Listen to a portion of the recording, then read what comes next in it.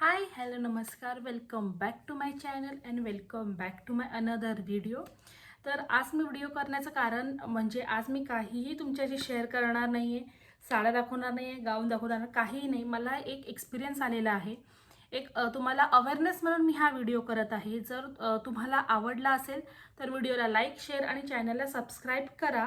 पण कृपया व्हिडिओ पूर्ण बघा, म्हणजे जर तुम्ही ऑनलाईन बिझनेस करत असाल किंवा माहितीसाठी देखील हा तुम्ही व्हिडिओ नक्की बघू शकता.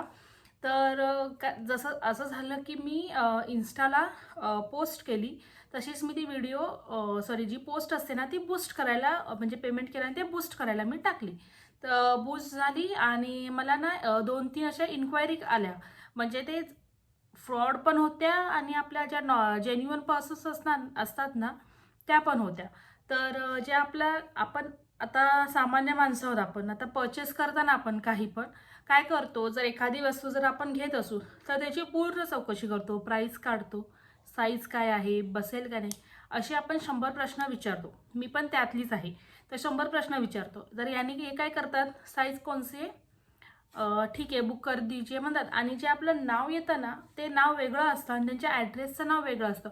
पूर्ण डिटेलमध्ये ते आता ॲड्रेस देत आहेत. मी पण मागे 2-3दा म्हणजे आता मी या धंद्यामध्ये जवळजवळ 3 वर्ष आहे ऑनलाईनमध्ये, त्यामुळे मला हे बऱ्यापैकी माहीत आहे, म्हणून मी यातून वाचले. जर दुसरं नवीन कोणतं असतं तर नक्कीच फसलं असतं. तर काय झालं, मी म्हटलं ठीक आहे बुक कीजिए म्हटलं, ॲड्रेस वगैरे मला त्यांनी सगळं पाठवलं. त्याआधी मी काय केलं, माझ्या अकाउंटमधला सगळा बॅलन्स मी माझ्या हस्बंडच्या मिस्टरांच्या अकाउंटमध्ये ट्रान्सफर केला. कारण मला माहीत होतं की हे फ्रॉड असतात. कारण मला थोडी आयडिया होती, त्यामुळे मी माझं अकाउंटमधलं सगळं बॅलन्स त्यांच्या अकाउंटमध्ये ट्रान्सफर केलं. मग ती मला म्हणायला लागली, यही नंबर है क्या आपका. मी स्क्रीनशॉट पण इथे दाखवेन कुठेतरी. तर यही नंबर है क्या आपका. मी म्हटलं हां यही नंबर है म्हटलं. तिने पेमेंट केलं. तर तिने मला मेसेज काय केला की गलती से 20,000 रुपये ट्रान्सफर हो गए हैं, आप मुझे रिटर्न कर दो म्हणून. म्हणजे कसं असतं, तो जो आपला गुगल पे ते कधीही फोनपे यूज नाही करत. मेन म्हणजे ते फोनपे नाही यूज, हे जे काही गोंधळ होतो तो पेटीएम आणि गुगल पे या दोघांनाच होतो. तर मोस्टली मला तरी अजून फोनपेचं अजून आलेलं नाही आहे की फोनपेमध्ये असं होतं, गुगल पे आणि पेटीएममध्येच होतं.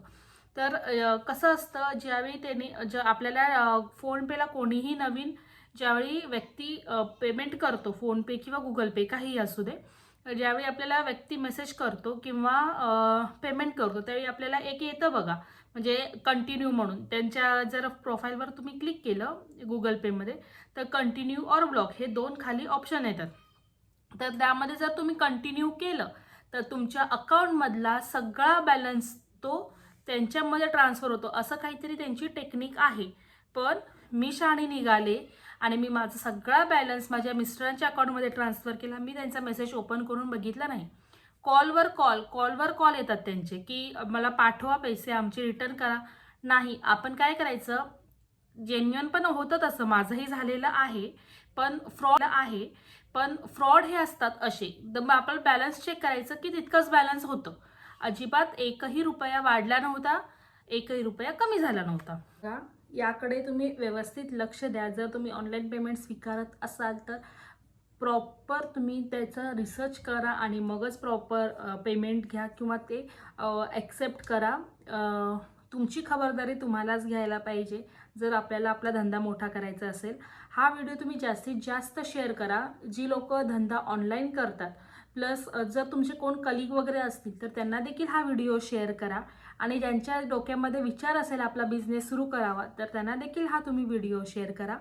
आणि तुमचा धंदा खूप मोठा होऊ दे, हीच गणपती चरणी प्रार्थना करून मी व्हिडिओ आता इथेच थांबवते. व्हिडिओ आवडला असेल तर व्हिडिओला लाईक शेअर आणि चॅनलला सबस्क्राईब करायला विसरू नका. धन्यवाद.